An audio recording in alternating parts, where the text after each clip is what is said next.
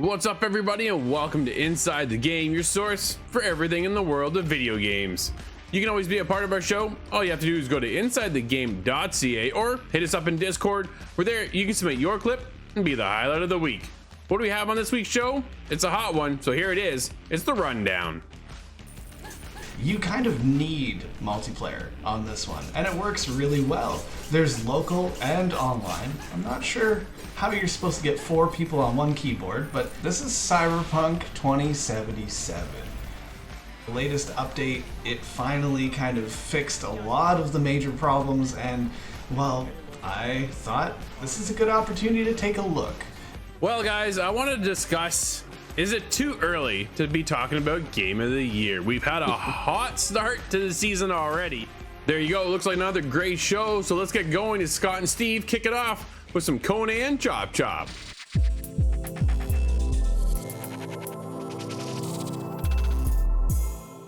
All right, once more from the top. Let's go, Steve. Chop chop.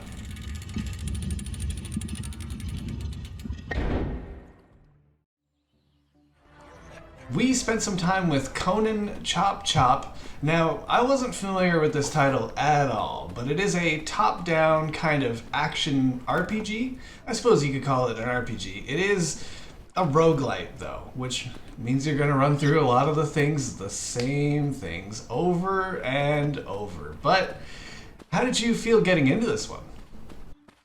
This game is fun, frustrating, but very addictive. There's 2 options you can play. You can either play with mouse and keyboard, or you can play with a controller. And to be honest with you, I went for the latter, and I'm glad I did. Because you do get a few controls in this as well. Apart from your left thumbstick to move around, you've got your dodge, you've got your parry, you've got your shield. You've also got your bow and arrow as well as the weapon you're holding. I have to say, using the controller, I found it very smooth. I didn't have any glitches or any problems with this. I believe you used mouse and keyboard. How did you find that? Yeah, I used the mouse and keys, and it's actually one of my favorite little features I've seen in a few games now, where you don't have to use the mouse at all. Now, that might seem kind of foreign, and it is, but I found that works out really well. The arrow keys, in this case, controls which direction you're attacking in. And you can use the control button to pull out the bow. You have shift for the shield, space for a dash. You have an ultimate ability that you can use with Zed. So there's a whole lot of different controls, but I found they all work really well just on keyboard. And I don't know if it's an arcade feel that makes me like that so much, but I really do. And, well, you said something about getting these different items and building up your character. That is key in this roguelite. You're going to have to try and build some sort of a strategy around the different items you find, but there is a random roll of these items. There's different rarities, and sometimes you'll find the same one, but not too often. And there's just a lot of this kind of, well, replayability isn't the right word, because it is a roguelite. That is exactly what it is. But it has that random roll factor with the level design as well. You go through these levels and they're not always the same. You might see some of the same kind of set pieces, certain rooms look the same, but the order in which they're all arranged, completely random roll every time. That's cool, but there isn't a whole lot of variety, even with that included. You have 4 different kind of biomes to go through. You start beginning with the woodlands, the forest, but at the end of each of these you face a boss, and that will unlock the next area to go through. You go through 4 of these boss fights, which is a little harder than said, and that unlocks this big door in the main city. This main little town that you spawn in at the beginning of every run. So it's not a terribly large game, but I believe you looked up the price of this one too, and I think it came in around $15, under 20 at least Canadian. That to me is a perfect price tag for this game, because although it's really fun, it's not super big. You also got the option of you can have 4 different characters depending on the abilities to help you through the actual gameplay itself. And each one you can upgrade your character by getting charms to affect your weapon, whether it's shooting arrows up in the air and coming down in a hail of arrows onto the enemies, or you can even, like, when you do a dodge, you can drop a couple of bombs and things like that. And again, it comes in very handy because you will come across the same kind of enemies, because you do start off with 3 lives. You can increase your health as well as you go along, and you can buy health. But there's one faction that I did sort of find very frustrating, is if you die on the first boss, you're back to the beginning again. We got as far as the second boss fight, the big snake, and that just defeated us, and then we have to go through the entire forest again. That's definitely frustrating, but I think that just kind of lends to the difficulty of the game. Otherwise, it would be a little easy. As much as it's frustrating, that's just part of roguelite. You kind of need multiplayer on this one, and it works really well. There's local and online. I'm not sure how you're supposed to get 4 people on one keyboard, but that's something for another video. We met up very easily over Steam, and that's really the way to play it. The different characters play off of each other, and if you kind of spec into more of a healing role and a ranged role, I can do all the shielding and the upfront kind of fighting, and that'll work out really well. That's almost necessary. It doesn't look very good, a little bit of these Mighty Bean characters walking around, but again, that does the job. There's not much more needed than that. I was really impressed with this game. I don't think it strikes out too far. It's not very ambitious, but I think it nails exactly what it set out to do. I'm impressed. I want to give this one an 8 out of 10. I believe it really hit the mark. I'm totally with you. Like I said, it's not over impressive on the graphics, but the gameplay, it all fits together, the art style as well, and I'm going to give this a 7.5. Conan Chop Chop is a simple and very effective action RPG. The multiplayer and roguelite action is addictive.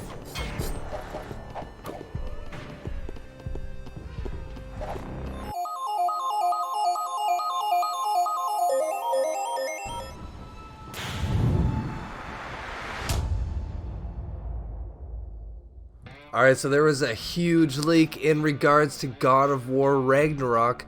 There was a retailer that leaked on their store for a June release date. That's right, that's only a handful of months away, and that would surprise me and I think most of the world if this is in fact true. What do you guys think about this? Because I don't know if it's actually going to come out in June. That seems too close. Too soon. We just got Horizon Forbidden West. Would they be that bold to drop something as big as God of War? Maybe they have something up their sleeve for the fall that we are unaware of. We know right now that PlayStation is working hard on a lot of their first and second party studio games. We don't know exactly what they're working on, so maybe this heavy hitter that's not God of War is coming in the fall. Let me know what you guys think about this, because I'm quite curious. This retailer leaking a release date in June, what does it actually mean? Are they actually going to release it in June? Because that's insane to me. That's only a handful of months away, and we just got one of the biggest and best PlayStation games to date just a couple weeks ago. So who knows, guys? Please let me know on InsideTheGame.ca or on our Discord what your thoughts are on this.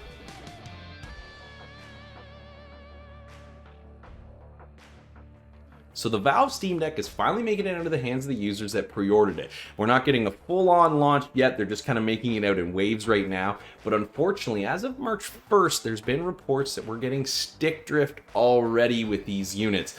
It wasn't really labeled at the beginning whether it was a hardware issue, a la the Nintendo Switch Joy-Con stick drift issue, or it was an actual software thing that they could fix kind of on the back end with an update or a patch of some kind. Well, Valve has come out and said that it is something that they can fix on the software end of things, and Reddit users have said that the fix that has been put in place seems to be doing the trick, but there are some Reddit users out there that have said that it's actually just increasing the dead zone of the controller stick, and that is not really that great. Yeah, it'll solve the initial issue, but smaller, more finite movements might not be picked up because you now have to move that controller stick a little bit more because the dead zone has been increased. So for me, I'm a little concerned here because honestly, this is kind of a piece of hardware I'd be really interested in getting my hands on. But if this is something that's already got stick drift issues, when it's just been released and people are just getting their hands on it, I'm concerned about the longevity of the product overall. So here's hoping that it isn't a hardware issue and maybe it is just a software thing that they can fix with patches as we come rolling out.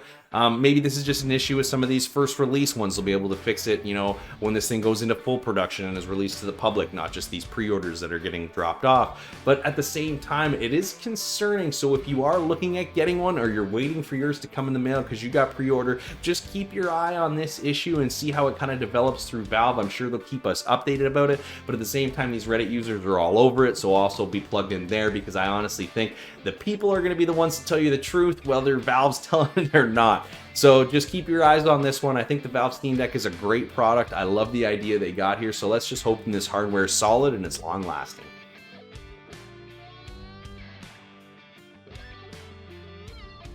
With the newly released Valve's handheld console, the Steam Deck, people are already experiencing thumbstick drifting, as mentioned in the news by Corey. Well, in the news this week, Bungie has stated that their cross-platform play of Destiny 2 will not be supported on Valve's Steam Deck. And they mentioned in a statement the reasons behind this. Our goal is to maintain a secure environment for Destiny 2, as it features both PvE and PvP combat in an evolving dynamic world. Maintaining the integrity of our security is a complex and long-term process, and in some cases it means teaming with partners like BattlEye and following their recommendations. In others, it means choosing to not support platforms that could provide bad actors with ways of compromising our own Bungie developed anti-cheat security systems. Steam Deck is not a supported platform, and using the device will trigger our automated security systems to see usage as a potential threat to the community. Bungie did mention they're not totally writing off that Destiny 2 won't be coming to the Steam Deck, but at the moment if you try running it, it will use Steam OS and Proton and the game won't launch due to the security systems in the program, and it will take you straight back to the library. But Bungie has made it totally clear that if players try to bypass any approved systems or any incompatibility regarding Destiny 2, then the player will be met with a game ban.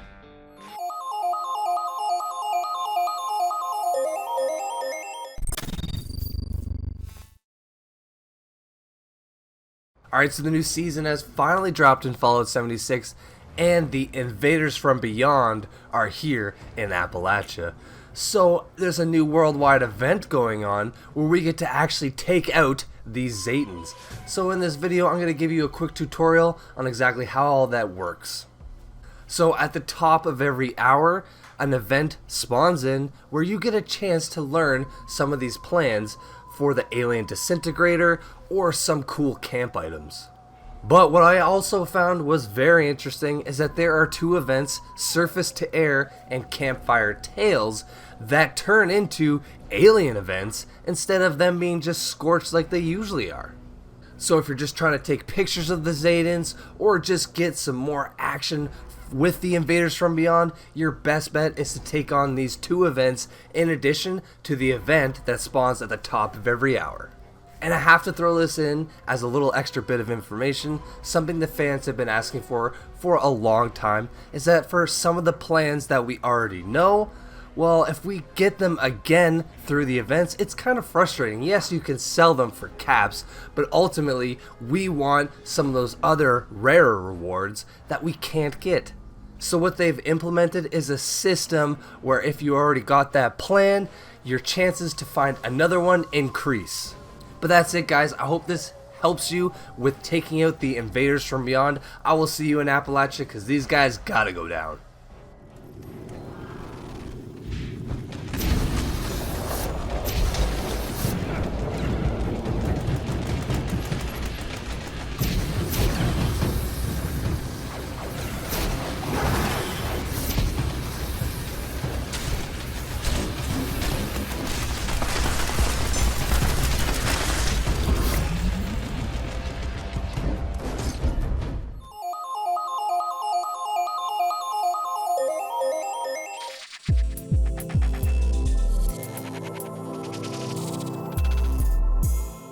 Now I know what you're thinking.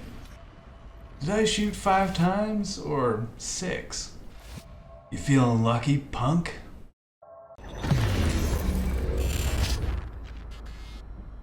Now I've waited a long time to talk about this game. This is Cyberpunk 2077. The latest update, it finally kind of fixed a lot of the major problems, and, well, I thought this is a good opportunity to take a look. Now, I say all this because I'm not completely aware of how those bugs express themselves. I didn't see a whole lot of that myself, other than some compilation videos, so I'm not going to address each of the changes. Otherwise, again, that could be an entire day's worth of video. But, well, what was my first impression? I thought this game is, well, it's really trying. And what I mean by that is there's a huge amount of ambient kind of culture going on. You look in this world, there's a whole lot of backstory behind just about every little piece. These characters are really fleshed out, full characters. They each have their own kind of story that they tell you. You can make these decisions to kind of wrap that around your story, however you choose. And I tried to look at one aspect of this game, but got blinded by holy everything is going on. And it was, well, quite impressive. I'm glad I really waited this amount of time to get into the game, because if I had played it at launch, I would have been soured and I would never have picked it up again.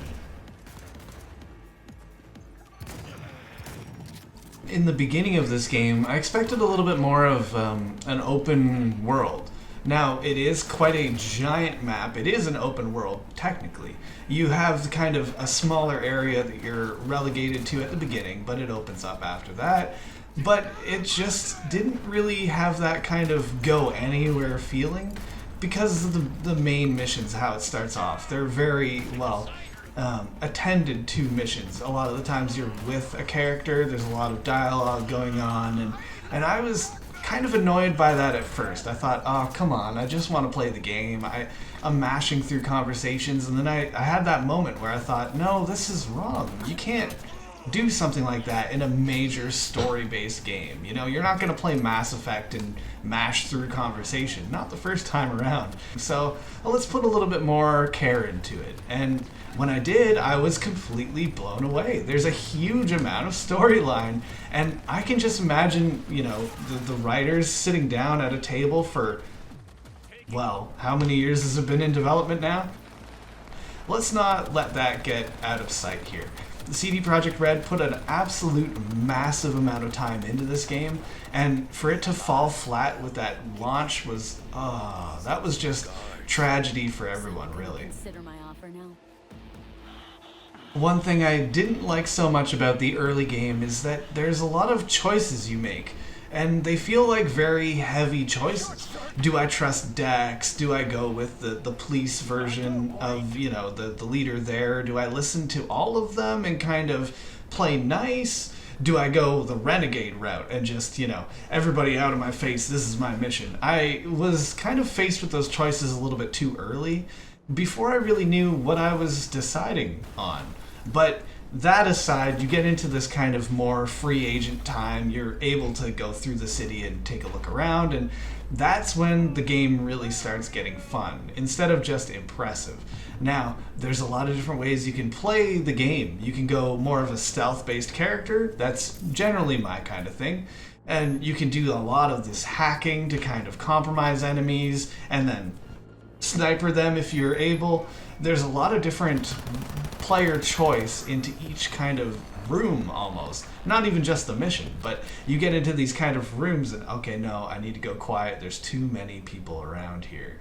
And, well, that kind of gets me to a second point. The difficulty is quite extreme if you choose the wrong kind of character. So what I was doing was stealth. There's a lot of these kind of rogue people that you need to track down, and every single one of them was not a stealth encounter, not nearly at all. It began usually with a, hey, how are ya? It quickly goes into swearing and expletive, and then guns come out, and that's just the way it goes. I had a real hard time with the gunfights just because my character was not built that way.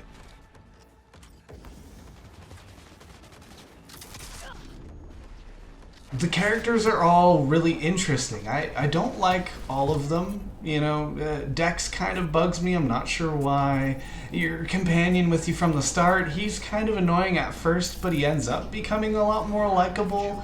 There's some of these other mission givers that I'm thinking, okay, I wish you were the main focus of the game. But the characters are just really well done. I'm not so sure I appreciate Keanu Reeves' performance in this one, but it's not bad. It's just a personal choice. And all of the voice acting is all done really well. You get beyond the different character work and you start taking a look at the city, and that's kind of, well, one of the less impressive aspects to me. It's just not the kind of city that I expected, and I'm not quite sure if I was just looking for more of a Watch Dogs kind of scenario or the cityscape, but it certainly has its own character to it, but it was just a little busy. Like, I'm moving around certain areas and I can't go where I want to go because it's just kind of locked off with buildings. I want to get to that courtyard. Well, I have to find the exact trail. After the latest update that came out, I have not found many bugs, and I say many. There's some kind of clipping issues where characters are kind of bumping into objects and kind of passing through them.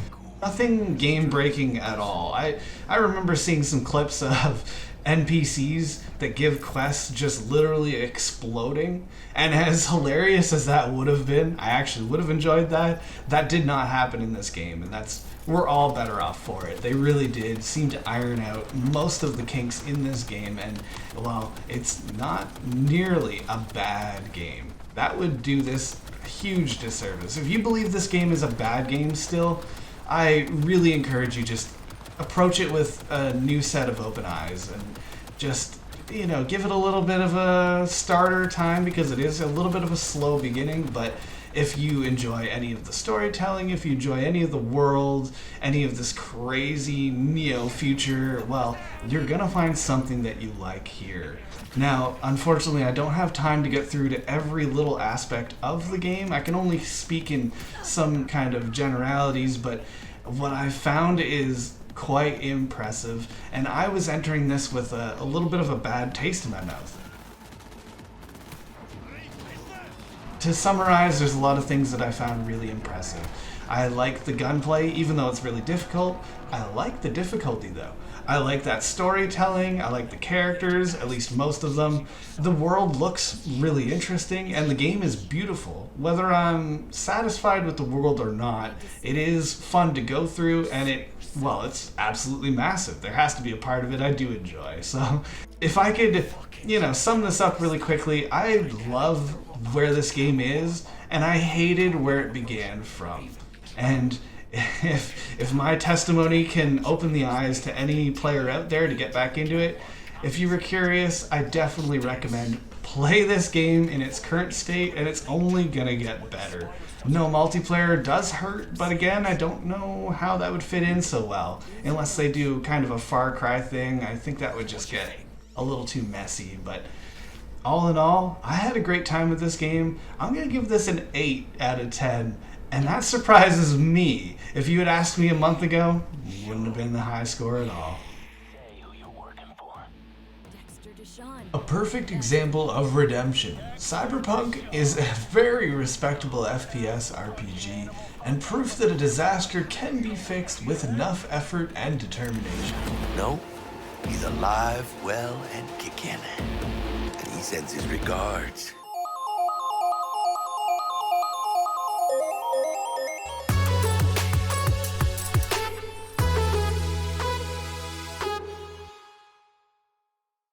Well, guys, I want to discuss, is it too early to be talking about Game of the Year? We've had a hot start to the season already. January ended off things pretty well, Scott, with Pokemon. From there, we rolled into Dying Light 2. Bit of a mixed reaction to that one, I'll be honest. Sifu, my Game of the Year, Horizon Forbidden West, and then the legend itself, From Software's Elden Ring. Guys, it's fair to say it's taken the whole industry by storm. Where do we go now? Is there anything that can contend with Elden Ring. Nate, I'm gonna throw it to you. Well, man, I mean, this game's gotten me completely right now. I mean, I Yeah. can't stop thinking about it. All I want to do is play this game and see more of the world. And that's to match that maybe throughout the rest of the year. That's a hard thing to say, but what's amazing about gaming is that we continually get surprised. And I am very excited for Starfield and maybe God of War for this summer being the latest rumor. Yeah. But it's, man, right now Elden Ring is just, it's a 10 out of 10. It's a masterpiece in every single way. So of course, for anyone to try to hit that standard is a very tough thing. But of course it is possible. And you know, like I was saying, man, there's some games that are coming out later on this year that could be contenders. But honestly, I think Elden Ring's got it. What about you, Scott? Oh, Elden Ring sets the bar so high. A lot of that is hype, but it was well-deserved Yep. hype. So Sure. it really just stands to that test. But you look back just a few months before the release of Elden Ring, and you think, well, was there anything that could really compete? Even if we extend the bubble a little Sure. bit of this Yeah. year, we go back all the way to Halo, a phenomenal package. I really enjoy Halo, but it's just not that same level of prestige, which is just a shame because considering where it came from, the IP in general, it's just that didn't quite make it. You look at Battlefield, that's not winning any awards. It's maybe a Razzie or two, but you look at some other games that have come along, and Dying Light was the one that I thought that would be for me, but I missed the boat on that one, and it's lucky because it just did not launch the way it should have. And Yeah. you look into the future and what's really coming down the pipe now, it's hard to really have too much excitement other than Starfield. I think that one's nothing will really scratch that itch otherwise. But beyond that, I really think Elden Ring almost already has it in the bag. Yeah, that's one of the things I'm kind of curious about now moving forward to the rest of the year. Anybody who looks to launch a game this year, is that really something you want to do when you know you're going to go up against? Like if you're God of War, if you're Santa Monica Studios right now, and you're going, do we wait until the Game Awards are done and then launch God of War Ragnarok? Right? Or do we try to put ourselves in the same boat, get in the nominee category, and go up against them for Game of the Year? Will we win? I don't doubt they believe in what they have. I believe in what they have. God of War 2018 was an incredible experience. It's probably one of my favorite games of all time. So, you know, it's up there with everybody's praise, but can it compete with Elden Ring? Look at God of War. God of War now is a sequel for Ragnarok, right? Elden Ring is a brand new IP. That I think has some cadence and some prestige to bring to the table, that this is brand new. And I don't think there's even been any, how many games have we seen that launched with so many bugs? Dude, this was a smooth launch, right?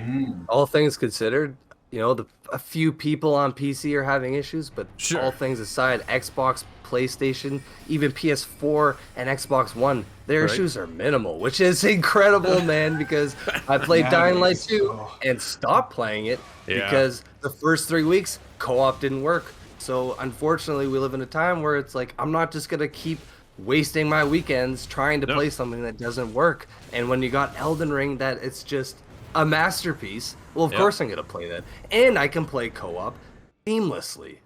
And that's the biggest thing. Dude, it works. That's what happens when a game works. You get nominated for Game of the Year. And it's such a high praise coming in from Software's latest game. Everybody's playing it. Everybody's streaming it. Whether you like the game or not. Whether it clicks with you or not. I'm on the not side. We all know that. However, you got to give it praise for where it stands, where it meets, where the demand is for this craving, this hunger for a game like Elden Ring. Even the creator himself goes, I suck at games. However, you know what I mean? You don't have to like the game to appreciate where it is, what it stands for. And if you, we talk about difficulty, Scott, you and I talk about it a lot on the shows. And, you know, difficulty is not for everybody. But you still, if you take the difficulty away from the game, that's not Elden Ring, right? And that's kind of what it is. So you either get with the game or you move on. And there's a fair share to say that there's a lot of other games out there, but Does it matter now for Game of the Year nominations? Nate, I want an answer. Yes or no? Elden Ring, Game of the Year this year. For me, man, absolutely. This world that they've created, Yeah. I've never played an open world that feels so fleshed out. The story is told to you in a way where you're just, you're given just enough information to use your imagination to, fill out the rest. Sure. And then around every corner, you're constantly discovering new enemies that all attack you differently. I could literally goggle with this game for like 45 minutes because it's that incredible. But Scott, yeah, for me, Game of the Year, guys. Yeah. But Scott, what about you, man? I have to bet yes. I think this is absolutely going to win it, and that's for real good reason. Yeah. Now, it is important to note, though, whoever wins Game of the Year, well, we all win, is really Right. what I'm trying to say. It doesn't matter Sure. which title takes it, Yeah. and even if it's not a game that's for you, that's fine, because it can be the best game in the world. You don't have to like it. But And that's very fair. in this case, they both line up for me. No, absolutely. My Game of the Year is Horizon Forbidden West so far.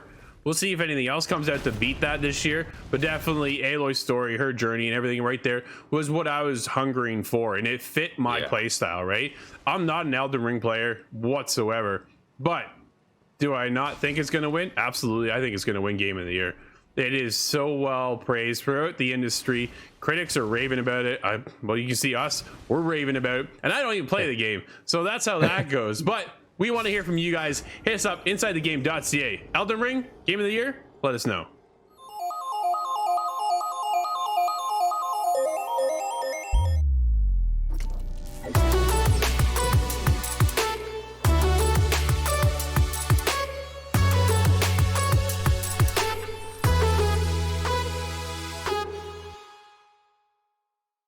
What's up, everybody? It is already the end of February. February was an absolute jam-packed month. We had Dying Light 2, Sifu, Horizon Forbidden West, my personal Game of the Year, Elden Ring, Scott's probably, if I had to predict, Game of the Year. I'm sure that's a safe bet. I'm very sure, actually. But that means we're on to a new month, so I have your Game Watch for the month of March. Kicking things off on March 1st is Shadow Warrior 3 on PC. Fallen corporate shogun Lo Wang and his former employer turned nemesis turned sidekick embark on an improbable mission to recapture an ancient dragon they unwillingly unleashed from its internal prison.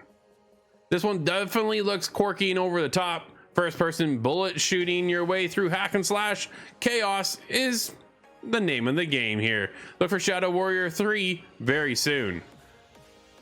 Coming out on March 3rd is Babylon's Fall, making its way to PC, PS5, and PS4. Gran Turismo 7 on March 4th on PS5 and PS4. Assassin's Creed Valhalla, Dawn of Ragnarok, making its way to PC, Xbox Series X and S, Xbox One, PS5, PS4 on March 10th. In Assassin's Creed Valhalla, Dawn of Ragnarok, the most ambitious expansion in the franchise history, Eivor must embrace their destiny as Odin, the Norse god of battle and wisdom. Unleash the new divine powers and embark on a desperate quest through breathtaking worlds. This one definitely has us pretty excited. I know Corey is absolutely pumped. Quickly following up on March 10th as well is something Scott's looking forward to. Chocobo GP make its way to the Switch. WWE 2K22 making its way to PC, PS5, Xbox Series X and S, PS4, Xbox One on March 11th. Siberia, The World Before, making its way on PC March 18th. Stranger of Paradise, Final Fantasy Origin on PC, PS5, Xbox Series X and S, PS4, Xbox One on March 18th. With the memory of their struggle buried deep in their hearts, Jack must face numerous challenges to bring the light of the crystal back to a kingdom conquered by darkness. Followed shortly behind that will be Ghostwire Tokyo, exclusive to PS5 and making its way on the PC on March 25th. Kirby and the Forgotten Land making its way on the Switch March 25th as well. And not to be forgotten is Tiny Tina's Wonderlands, PS5, PS4, PC, Xbox Series XS, Xbox One. Yeah, it's pretty well everywhere on March 25th. If you haven't played it yet, Death Stranding Director's Cut comes to PC on March 30th. Weird West makes his way onto PC, Xbox One, and PS4 on March 31st. Survive and unveil the mysteries of the Weird West through the intertwined destinies of its unusual heroes in an immersive sim from the co-creators of Dishonored and Prey. This is definitely one we have our eye on. Not to be outdone is Grand Theft Auto 5, making its way to next gen for the online PS5 and Xbox Series X. There's definitely a lot going on in the month of March. If you thought February is busy, we're not done yet. Let us know if there's a game you're looking forward to over at InsideTheGame.ca.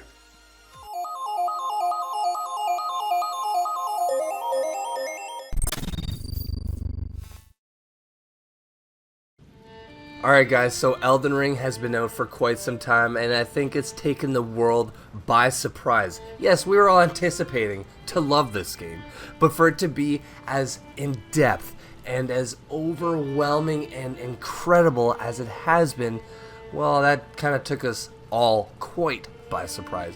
So in this game, for new players who are really trying to get into this game but are worried about the combat, I'm going to teach you where to go at the start of the map, because the game doesn't necessarily give you the details on which to find your objective, but it kind of does. So with this video though, I will tell you exactly where to go so that your struggle is minimal in Elden Ring.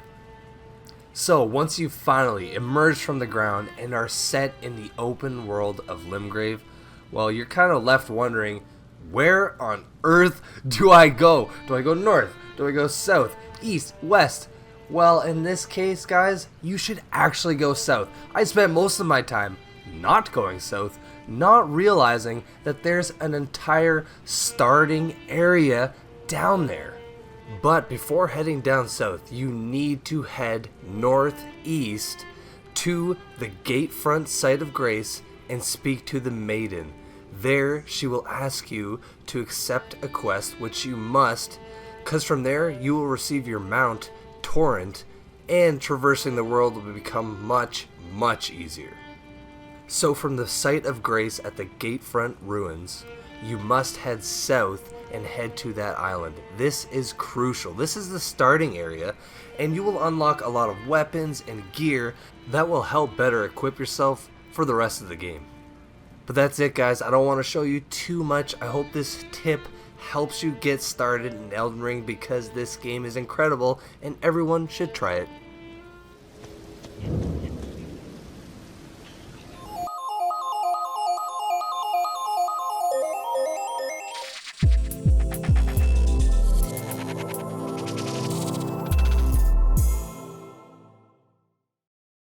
All right, Corey, I think this one is anything but forgettable.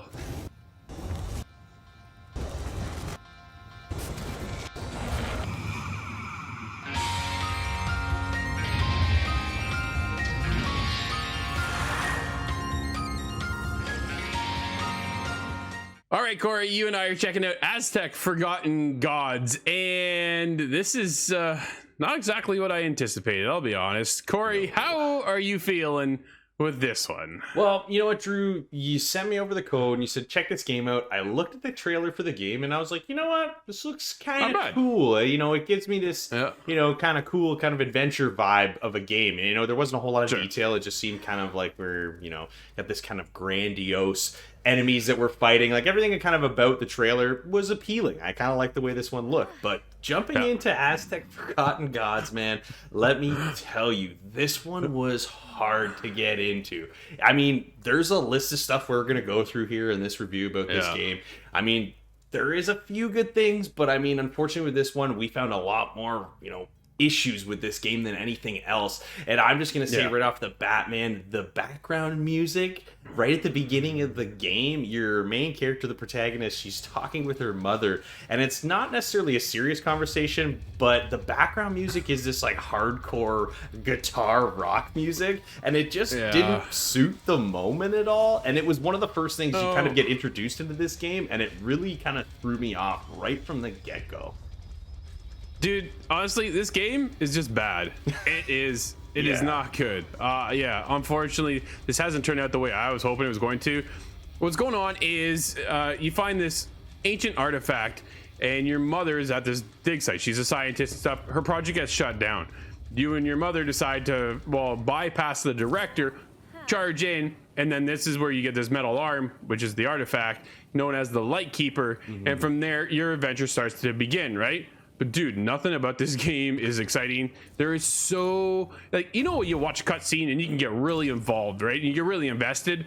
Dude, there is no cutscene here. It's literally just text coming across the screen. And as you, the daughter, is talking to the mother, she's got this fish lip motion going while the dialogue is going. I was like, wow, that is, and dude, there's so much text. Like, there's no voiceovers whatsoever. No. There's an absolute ton of text. The combat in this game is horrendous. It does remind me a little bit, though, of Shadow of Colossus, because you are out there to power up this Light Keeper kind of thing. And to do that, you need to take out these giant monsters, a la Shadow of Colossus. Yeah. Except that game is a lot better than this one. Yes. Because these monsters, dude, are just full of glitches. I'm fighting and I'm glitched into the monster. The one monster shoots this like wall up. I'm inside that wall all of a sudden. And I was just like, man, this, you got this metal arm that's supposed to, you Light Keeper, that's supposed to help you fly around the place, and that's just janky. Yeah.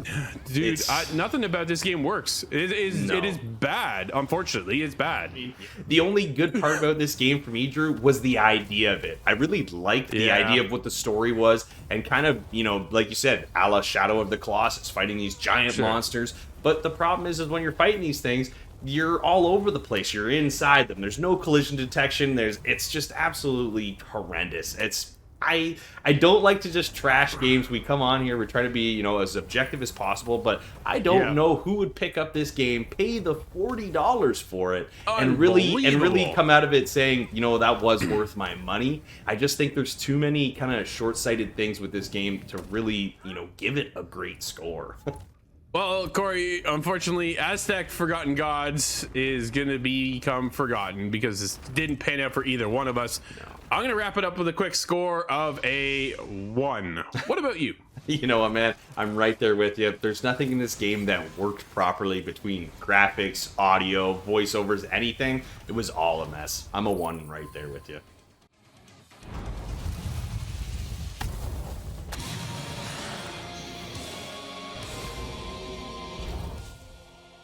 Buggy audio and dated graphics will have you wondering if you're playing a game from the early 2000s. Unfortunately, there just wasn't enough here to satisfy that $40 price tag. This one is best left on the shelf. That'll wrap up this week's episode. However, don't forget, coming up on April 2nd is our main mission charity stream with Covenant House Toronto. You can combine and support a great cause by going to mainmission.ca and checking out the 12-hour live stream. Now, this is going to wrap up this week's show. Thanks again, and as always, you can be the highlight of the week by going to insidethegame.ca or hitting us up in Discord. This week, though, I've got us covered, playing one of my favorite games, Rainbow Six Siege. That's right, you can't hide in that smoke. Until next week, everybody, thanks again, and we'll see you inside the game.